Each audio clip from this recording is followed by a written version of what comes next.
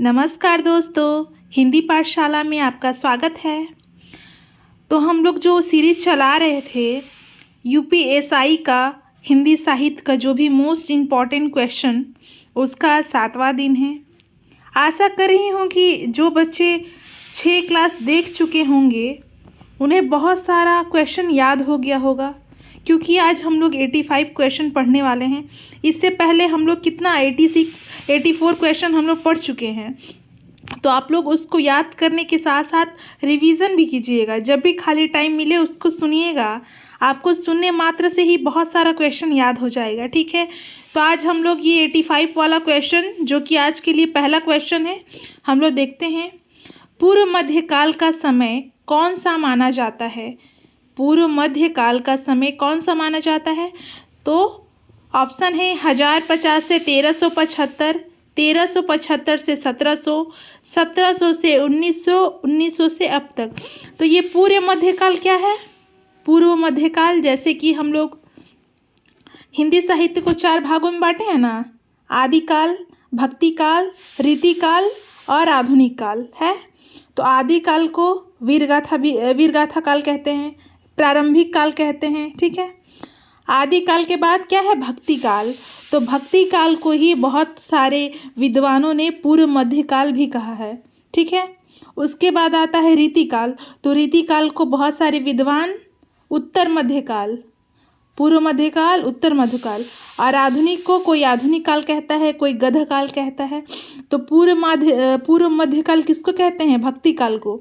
तो ये मत कंफ्यूज आ जाइएगा। मान लीजिए भक्ति काल आ गया, ये पूर्व मध्यकाल आ गया, आपने तो याद किया था कि भक्ति काल की समय सीमा 1375 से 1700 होती है। नहीं, तो पूर्व मध्यकाल और भक्ति काल एक ही है, बस अलग अलग विद्वानों ने अलग अलग अपने अनुसार नाम दिया था। ठीक है, तो पूर्व मध्यकाल का समय सीमा क्या है? 1375 से 1700 तक।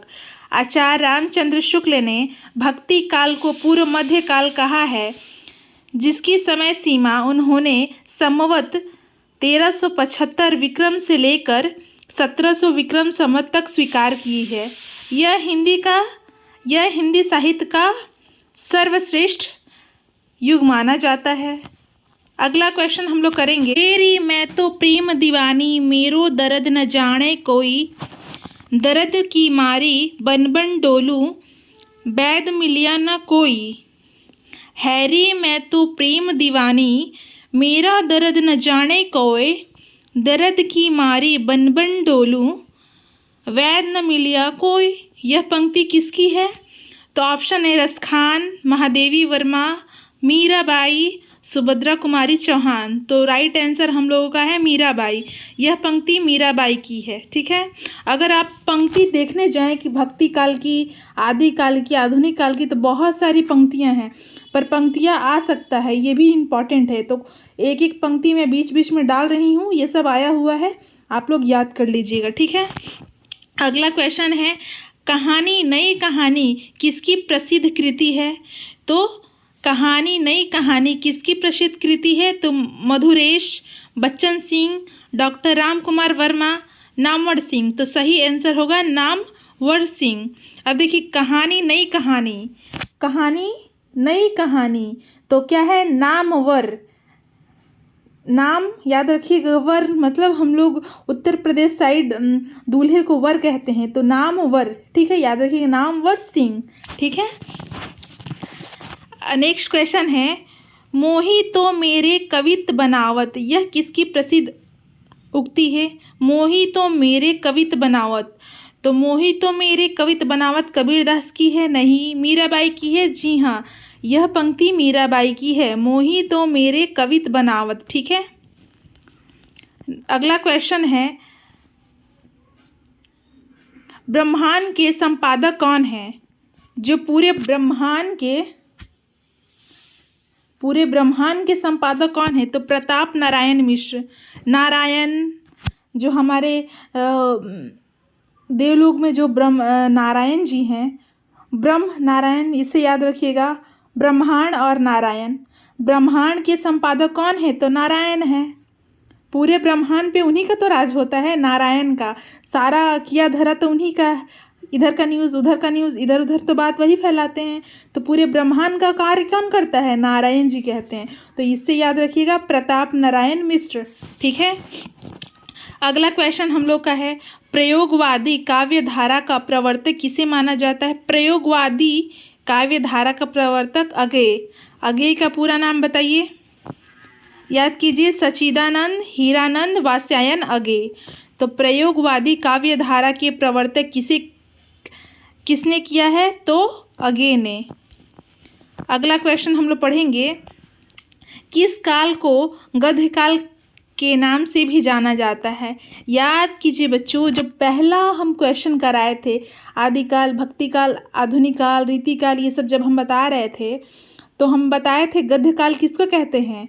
तो गद्यकाल क्या वीरगाथा काल को कहते हैं? तो नहीं, वीरगाथा काल किसको कहते हैं? आदिकाल को, भक्तिकाल पूर्व मध्यकाल को, रीतिकाल उत्तर मध्यकाल को, और आधुनिक काल गद्यकाल।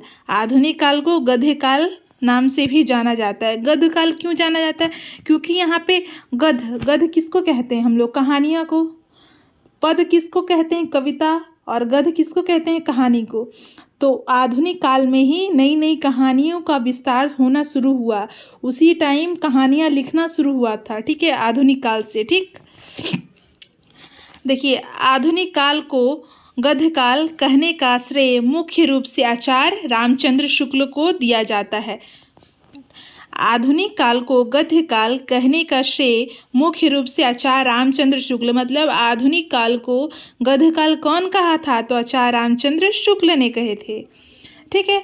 अगला क्वेश्चन है, मुक्तक छंद के सर्वाधिक समर्थक छायावादी कवि कौन है? मुक्तक छंद मतलब कि मुक्त, हर चीज़ से मुक्त है, किसी बाधा में नहीं है। मुक्तक छंद मतलब हर चीज़ से वह मुक्त है। तो कौन है? महादेवी वर्मा, निराला, सुमित्रा कुमारी चौहान और जयशंकर प्रसाद। तो हम लोग का सही आंसर हो जाएगा बी नंबर, निराला। सूर्यकांत त्रिपाठी निराला। तो ये भी क्वेश्चन आएगा कि मुक्तक छंद के सर्वप्रथम छायावादी कवि कौन है? तो निराला।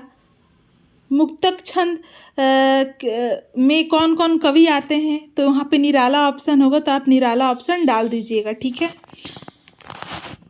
देखिए, सूर्यकांत त्रिपाठी निराला मुक्तक छंद के सर्वप्रथम सर्वाधिक समर्थक छायावादी कवि हैं। उन्होंने अपनी कविताओं में मुक्तक छंद का खुलकर प्रयोग किया।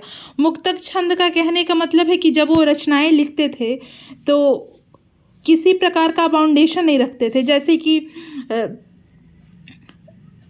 यह हमारे समाज के लिए अच्छा है, खराब है, इसको करेंगे तो क्या होगा, वो एकदम बिंदास होकर लिखते थे, इसीलिए उनकी कविताओं को मुक्तक छंद कहते हैं। ठीक है। आचार्य रामचंद्र शुक्ल ने तुलसी के प्रामाणिक ग्रंथों की संख्या कितनी मानी है? हमारे रामचंद्र शुक्ल जी हैं, वह तुलसी के प्रामाणिक ग्रंथ की संख्या कितनी है? तो 10, B number 12, C number 18, D number 11। तो इसका सही आंसर हो जाएगा 12। आचार्य रामचंद्र शुक्ल ने तुलसी के प्रामाणिक ग्रंथों की संख्या कितनी मानी है? तो 12 मानी है। अगला क्वेश्चन हम लोग का है, वाणभट्ट की आत्मकथा किसकी प्रसिद्ध उपन्यास है? यह बहुत महत्वपूर्ण है, बहुत ज़्यादा महत्वपूर्ण है। ये कितनी बार आया है क्वेश्चन, ये हमारी जो लूसेंट है, हिंदी लूसेंट, उसमें कितना बार दिया है। आदित्य पब्लिकेशन, मतलब हर एक बुक में इसका 3-4 क्वेश्चन मिल ही जाएगा, मतलब आया हुआ, ये हर एग्ज़ाम में क्वेश्चन दे देता है। वाणभट्ट की आत्मकथा किसकी है?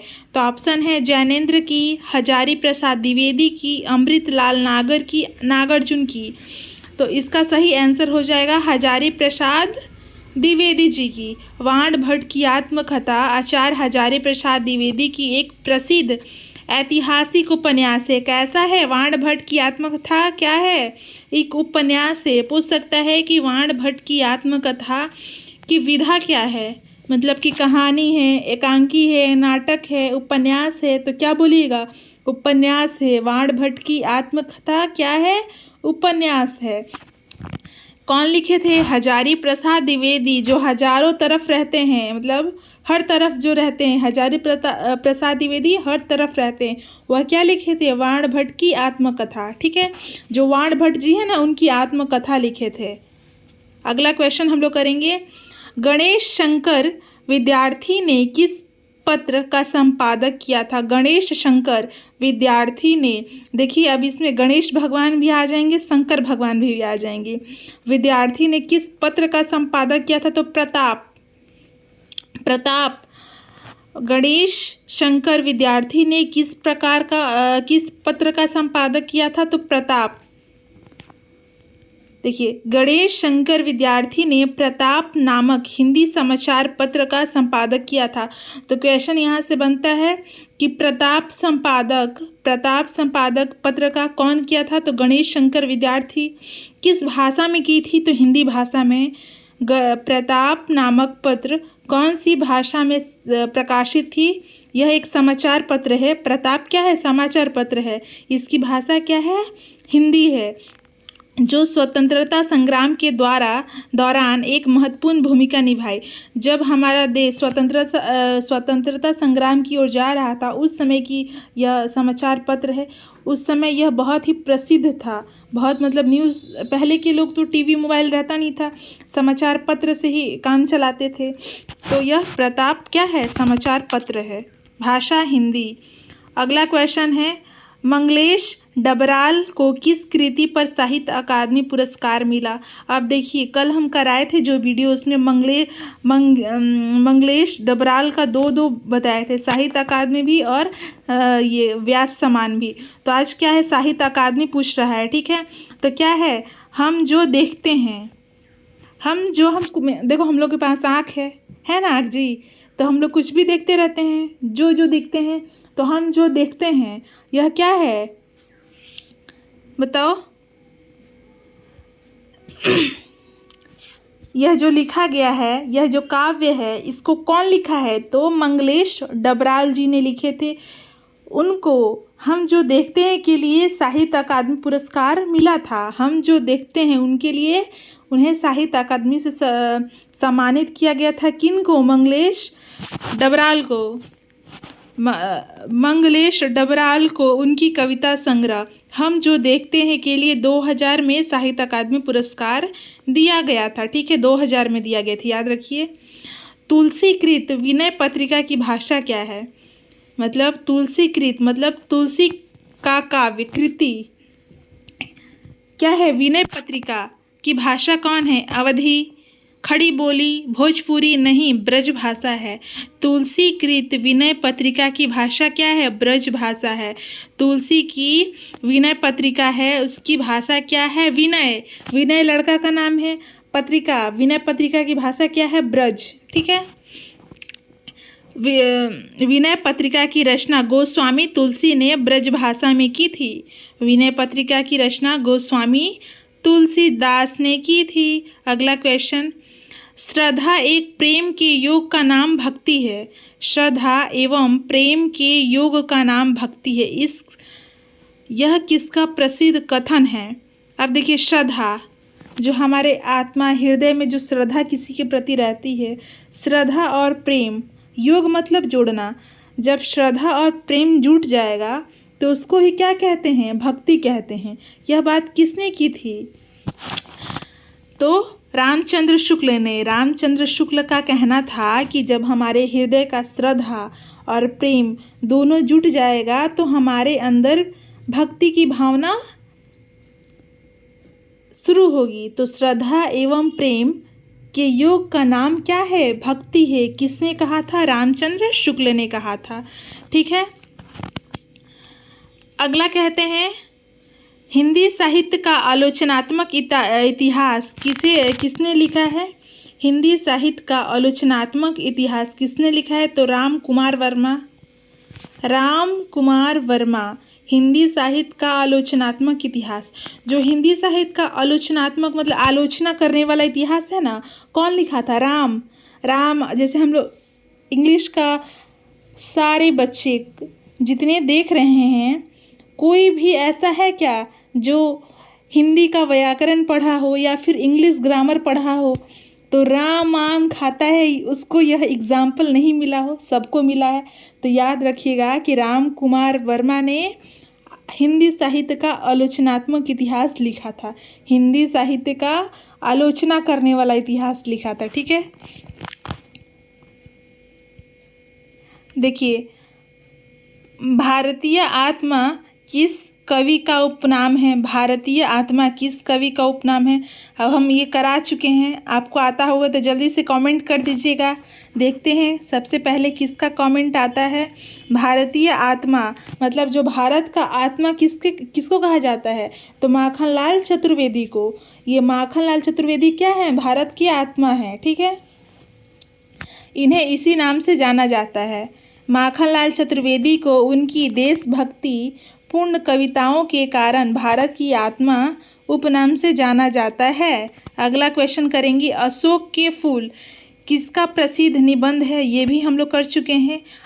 देखिए कितना रिपीट हो रहा है क्वेश्चन, मैं क्वेश्चन रिपीट नहीं कर रही हूँ बाबू, जैसे जैसे आ रहा है सीक्वेंस वाइज 101 नंबर में ये क्वेश्चन दिया गया है। अब देखिए आप, अशोक के फूल किसकी प्रसिद्ध निबंध है, याद रखिएगा अशोक का फूल क्या है, निबंध है। ठीक है, तो किसका है, हजारी प्रसाद द्विवेदी का है। अशोक का फूल किसका है, तो हजारी प्रसाद द्विवेदी जी का है। अगर समझ में आ रहा है, यह मेरी वीडियो से आपको मदद मिल रही है, तो प्लीज़ आपसे रिक्वेस्ट है कि मेरे चैनल को सब्सक्राइब कर लीजिएगा, थोड़ा सा कमेंट भी कर दीजिएगा जिससे मुझे मोटिवेशन मिले। आपको ये नहीं पता है कि एक कमेंट से, आपके बस एक इमोजी डालने से या फिर एक कमेंट करने से मुझे इतना खुशी मिलती है कि मेरे क्या ही मैं बताऊं आप लोगों को, मैं आपको बता नहीं सकती हूँ। इतना मुझे मोटिवेशन मिलता है। तो प्लीज़ रिक्वेस्ट है कि एक कमेंट और एक लाइक ज़रूर कीजिएगा।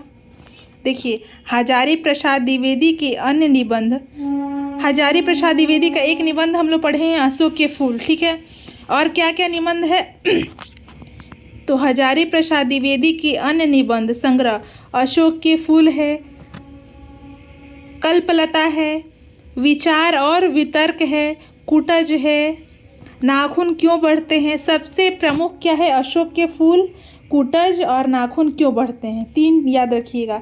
हजारी प्रसाद द्विवेदी का निबंध क्या क्या है, कुटज है, नाखून क्यों बढ़ते हैं और अशोक के फूल। ठीक, अगला क्वेश्चन है, हिंदी साहित्य के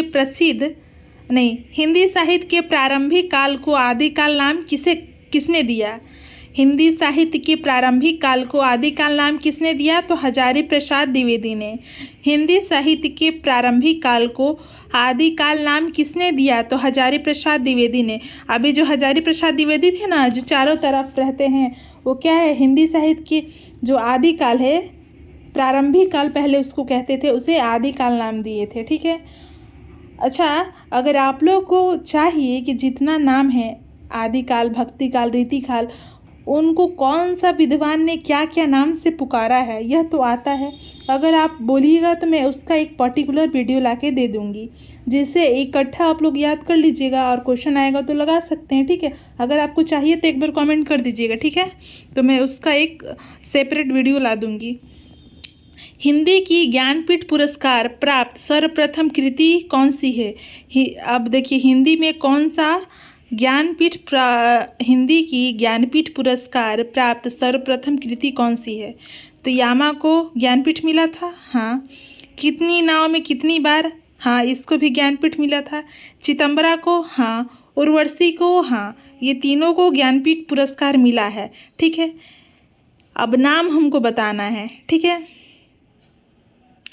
इसमें सर्वप्रथम किसको मिला था, ये तो बताइए। तो इसमें सर्वप्रथम उर्वशी को मिला था कि चिदंबरा को मिला था, बताइए। ये आपको बताना है कितनी बार, 4 बार, 4, 5, उससे बेसी बार बता चुकी हूँ, तो इसको आपको बताना है किसका क्या होगा। देखिए यामा, यहाँ पे स्पेलिंग मिस्टेक है, यामा महादेवी वर्मा। यामा किसको 1982 ईस्वी में यामा को मिला है। ठीक है, कितनी नाव में कितनी बार किसको मिला है, अगे को, चिदम्बरा पंत जी को, उर्वशी रामधारी सिंह दिनकर को। ठीक है। नेक्स्ट क्वेश्चन हम लोग, अमीर खुसरो के ढंग पर मुकरिया किसने लिखी थी? अब देखिए, अमीर खुसरो क्या करते थे, डबल मीनिंग वाली बातें, मतलब कि एक रहता है ना कि एक बात बोल रहे हैं, उनसे दो बात समझ में आ रहा है, तो वो क्या उसको कहते हैं, मुकरिया। मुकरिया मतलब मुंह से बोलने से एक बात अगर बोलेंगे तो उनका बहुत सारा प्रकार होगा, उसका मीनिंग डबल मीनिंग होगा। जैसे आजकल की भोजपुरी गाने में हैं, बोलते हैं क्या पर उनका मीनिंग कुछ अलग ही रहता है। ठीक है। तो अमीर खुसरो यही सब टाइप का काम करते थे। तो उन्हीं के ढंग से मुकरिया किसने लिखी थी, मतलब उन्हीं के प्रकार, उनकी जैसे आदिकाल में तो लिखे थे। अब भारतेंदु कहाँ है, आधुनिक काल छायावाद में है, आधुनिक में है। तो अब उन्हीं के ढंग से कौन लिखता था, मुकरिया। तो भारतेंदु भी उन्हीं का कॉपी करना शुरू कर दिए थे। ठीक है। हिंदी में तुलनात्मक आलोचना का प्रारंभ किसने किया था? तो हिंदी में तुलनात्मक आलोचना का प्रारंभ पद्मा सिंह शर्मा ने किए थे। पद्म सिंह शर्मा। हिंदी में तुलनात्मक आलोचना का प्रारंभ किसने किया? तो पद्म सिंह शर्मा। अगला क्वेश्चन है, निम्नलिखित में से हिंदी का प्रथम महाकाव्य किसे माना जाता है? तो ये भी बाबू बहुत इंपॉर्टेंट क्वेश्चन है, बहुत इंपॉर्टेंट। हिंदी का प्रथम महाकाव्य क्या है? तो पृथ्वीराज रासो। इसमें से कितने बच्चे को याद भी होगा यह? हिंदी का प्रथम महाकाव्य क्या है? पृथ्वीराज रासो। तो आज का हम लोगों का क्वेश्चन होता है समाप्त, और ये ग्रीन सिग्नल आ जाता है, कहने का मतलब टेस्ट शुरू। अब देखिए आपने लगाइए टेस्ट कितना आता है, अब बताइएगा। हिंदी साहित्य के प्रारंभिक काल को आदिकाल नाम किसने दिया था? 4 ऑप्शन हैं, हजारी प्रसाद द्विवेदी, रामकुमार वर्मा, रामविलास शर्मा, मिश्र बंधु। तो इसका सही आंसर हो जाएगा हजारी प्रसाद द्विवेदी। हिंदी साहित्य के प्रारंभिक काल को आदिकाल नाम हजारी प्रसाद द्विवेदी ने दिए थे। अगला क्वेश्चन है, हिंदी साहित्य का आलोचनात्मक इतिहास किसे कहा जाता है? हिंदी साहित्य का आलोचनात्मक इतिहास किसे कहा जाता है, बताइए। तो कौन बोले थे? तो डॉक्टर रामकुमार वर्मा। हिंदी साहित्य का आलोचनात्मक इतिहास किसने लिखा था? तो रामकुमार वर्मा ने। अगला क्वेश्चन है,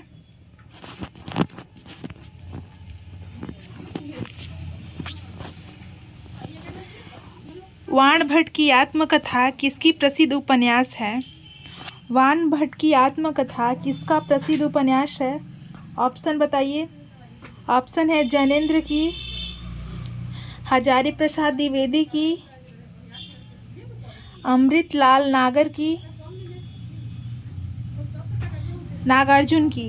तो इसका सही आंसर हो जाएगा हजारी प्रसाद द्विवेदी की। ठीक है। वाण भट्ट की आत्मकथा हजारी प्रसाद द्विवेदी का उपन्यास है। अगला क्वेश्चन है, प्रयोगवादी काव्यधारा का प्रवर्तक किसे कहा जाता है? प्रयोगवादी काव्यधारा के प्रवर्तक किसने किया था? ऑप्शन है निराला, दूसरा ऑप्शन है अगे, तीसरा ऑप्शन है जयशंकर प्रसाद, और चौथा है धूमिल। तो इसका सही आंसर हो जाएगा बी, अगे। प्रयोगवादी काव्यधारा का प्रवर्तक किसे है? तो अगे। अगला क्वेश्चन है, पूर्व मध्यकाल का समय सीमा कौन माना जाता है? पूर्व मध्यकाल का समय सीमा 1050 से 1375, 1375 से 1700, 1700 से 1900, 1900 से अब तक। तो सही आंसर हो जाएगा बी, 1375 से 1700। अगला क्वेश्चन है, श्रद्धा एवं प्रेम के योग का नाम भक्ति है, यह किसका प्रसिद्ध कथन है? ऑप्शन है हजारी प्रसाद द्विवेदी, रामचंद्र शुक्ल, श्याम सुंदर दास और मुक्तिबोध। इसको मैं बहुत अच्छे से समझाई हूँ, आप लोग बताइए। श्रद्धा और प्रेम क्या है right answer? B number Ramchandra Shukla ने। ठीक है, यह पंक्ति रामचंद्र शुक्ल ने कहा था। अगला क्वेश्चन है, कहानी नई कहानी किसकी प्रसिद्ध कृति है? कहानी नई कहानी किसकी प्रसिद्ध कृति है? तो इसका सही आंसर हो जाएगा सी, राम कुमार वर्मा। ठीक, आंसर सी, कहानी नई कहानी किसकी प्रसिद्ध कृति है? तो राम कुमार वर्मा का है। 9 नंबर देखते हैं, किस काल को गध काल नाम से जाना जाता है? किस काल को गध काल के नाम से जाना जाता है? पहला वीरगाथा काल, भक्ति काल, रीति काल, आधुनिक काल। सही आंसर है डी, आधुनिक काल। ठीक है, और हम लोग लास्ट क्वेश्चन करते हैं 10 नंबर। अमीर खुसरो के ढंग पर मुकरियाँ किसने लिखी थी? हरिऔध जी ने, भारतेंदु जी ने, गिरिधर कविराय ने। तो सही आंसर हो जाएगा भारतेंदु जी ने, आंसर बी। अगर आपको यह वीडियो आपका हेल्प करता है तो मेरे चैनल को लाइक कीजिएगा, सब्सक्राइब कीजिएगा, और अगर आपको कोई और नोट्स चाहिए या फिर कुछ और टॉपिक पे वीडियो चाहिए तो आप कमेंट बॉक्स में एक कमेंट कीजिएगा, मैं ज़रूर लाऊंगी। Thank you.